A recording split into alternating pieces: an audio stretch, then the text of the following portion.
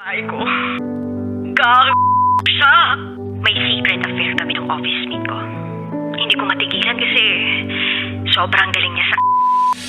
Rocky's Secret Files. Secret Files. It's the kind of bleep you never knew existed. Kunwari inosente pero boy naman pala. Rocky's Secret Files. Secret Files.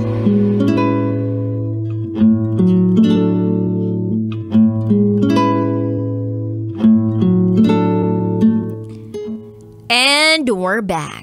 Kasama niyo pa rin si DJ Rocky and this is Ronel's Secret File. Si Ronel na nagmahal pero ang kanyang napala sa tunay niyang pagmamahal ay sakit.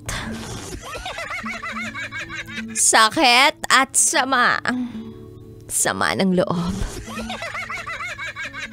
Pinagsisisigawan pa siya ng nanay ng kanyang jowa, or should I say ex-jowa?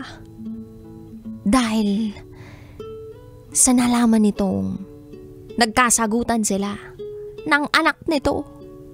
Samantalang yung may kagagawan naman kung bakit nagkasagutan ng ganun o kung bakit nag-away yung dalawa ay dahil sa kagagawan din nung babae, nung girlfriend, nung anak nila. Tapos ipapabarangay pa, papakasuhan pa ng threat. Anyway, pakinggan na nga natin yung mga kabisyo natin nag-share ng kanilang mga thoughts, comments, suggestions, and viral reactions. Ano bang dapat gawin ng ating secret file sender na si Ronel? Hayaan na lang, suyuin pa ba o let go na? Ito po ang sabi ni Jomar Palulim, let go mo na yung jowa mo. Kahit sino makikita na nagsabi ng I love you, kahit biro yun, nakakasakit pa rin yun para sa mga kagaya naming lalaki. Kahit hindi mo, iwan na yan. Ano? Wait lang, nahirapan akong i-process tong sinabi ni Jomar Palulim. Siguro nagmamadali ka ko nung tinatype mo to, no? Kahit hindi mo iwan yan, magloloko at magloloko pa rin yan. Yun. Ito naman sabi ni Igop Motovlog. Ang payo ko lang kay Ronel ay mas mabuti nang hiwalayan na niya yung jowa bells niya.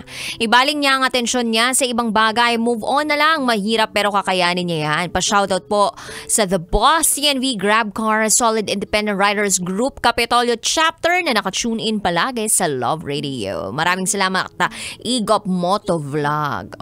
Ibaling mo na sa ibang atensyon mo. Ito pa sabi ni Angel Ala Navanzado. Masakit ang naranasan mo sa girlfriend mo. Formal mong niligawan ang taong ito pero anong ginawa sa'yo? Kaya minsan mahirap pag napabarkada ang isang tao. Meron silang nakikilalang bago. At katangian, meron sila na wala sa'yo. Na-fall sila kaya the best iwan mo na. Malaki ang kalaban mo, pamilya. Hindi sa kanya ang tunay na kalagayahan. Baka nasa iba. Salamat po. Hello sa Dominguez family. True, ang hirap pag napabarkada yung partner. Tapos, nandun ka sa era o phase ng buhay mo, stage ng buhay mo, na pasettle ka na. O papili ka na ng taong makakasama mo in the future. Kumbaga, ilalak mo na. Yung all-in mo na, yung sasagad mo na, pangkasalan na. Tapos biglang yung partner mo, hindi pa pala galon yung goal. Gusto pala magbukalakbol.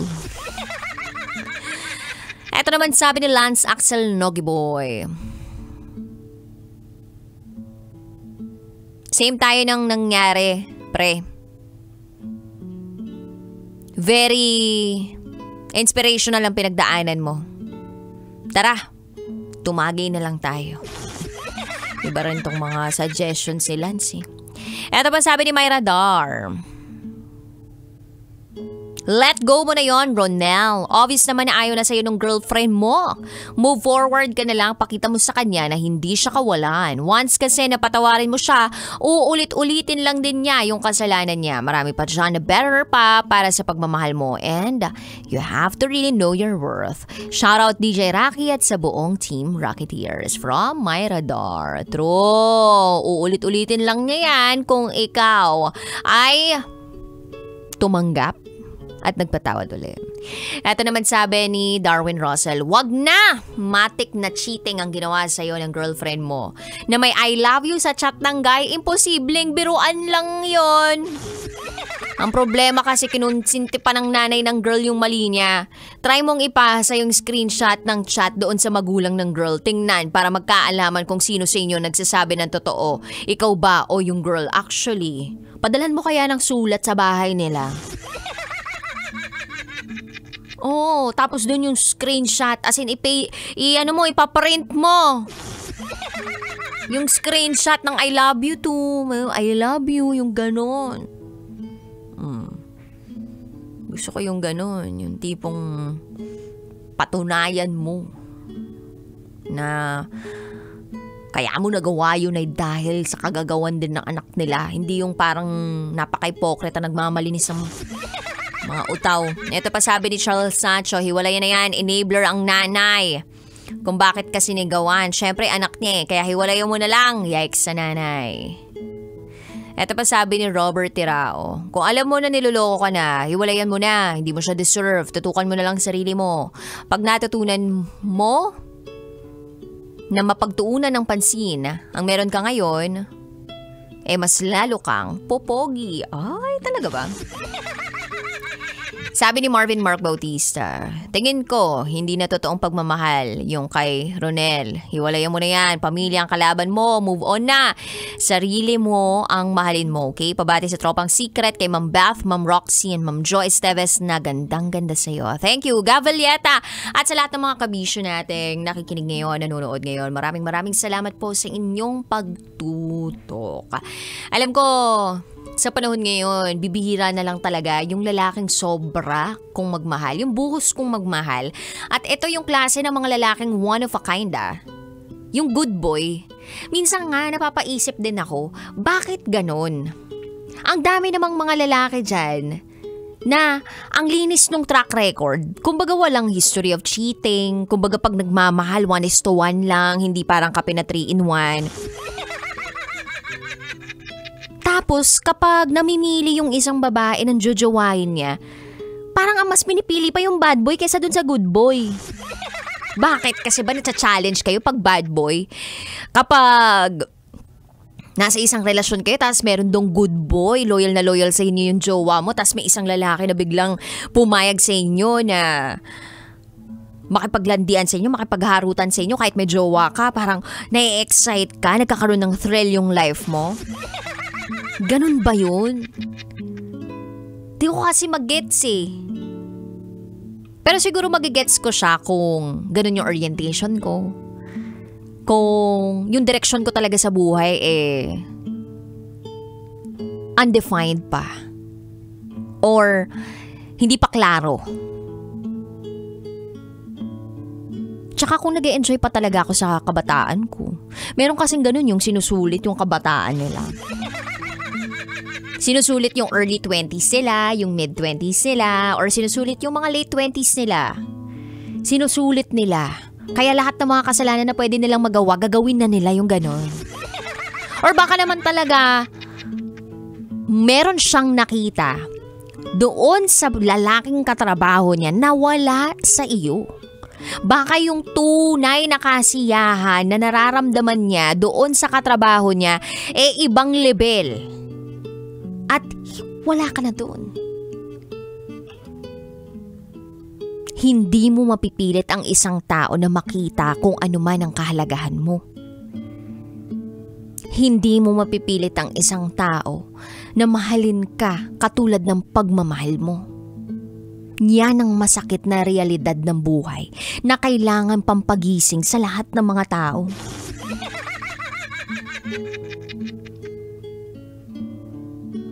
So ikaw, Ronel, ang dami mong good qualities. Sige himay-himayin natin yung good qualities mo. Una sa lahat, umakyat ka ng ligaw sa bahay nila. Nagpaalam ka mismo sa tatay nila o na tatay niya.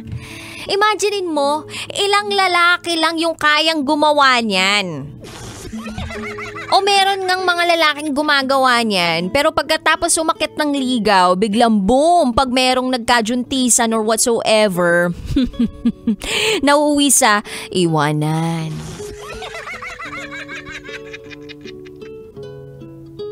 Una, gentleman.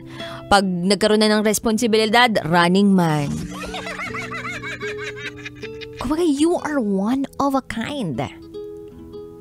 Gusto kong maintindihan mo yun na hindi lahat ng lalaki kayang gawin yan sa panahon ngayon.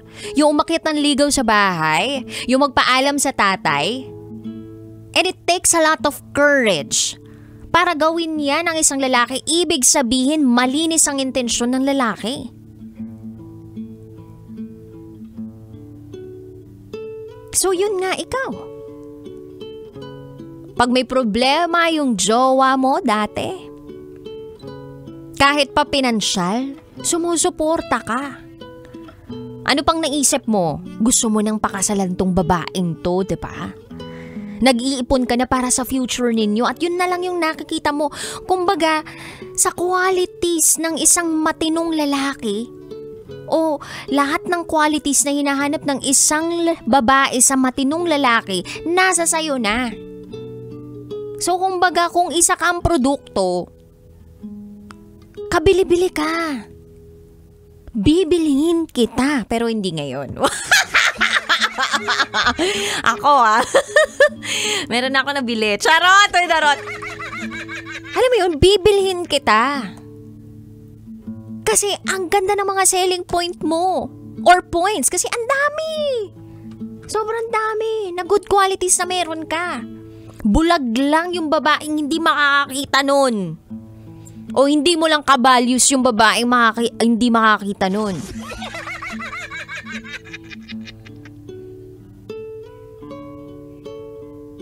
Ang ganda ng qualities na meron ka. Responsable ka. And I believe you will be a good father and you'll be a great husband.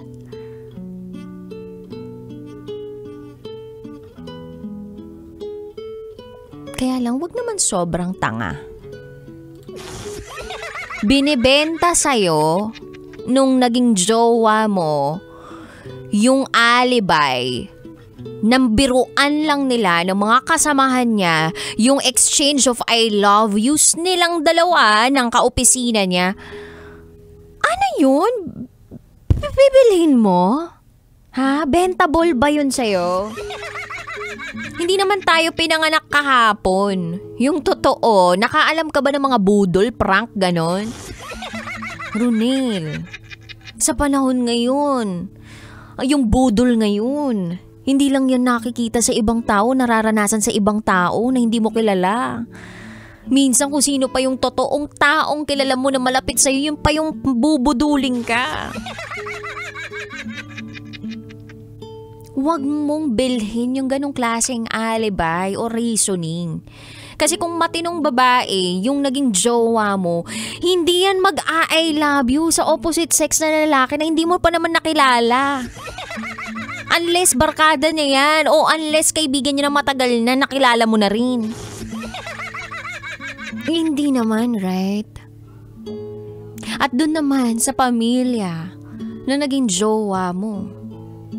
Well, ako gusto kong intindihin yung nanay ng naging jowa mo kung bakit naging ganun yung naging response niya sa nalaman niyang sigawan ninyo ng jowa mo. It's normal. Kumbaga, mother's instinct yun. Protektahan yung kanya. Pero, no point eh.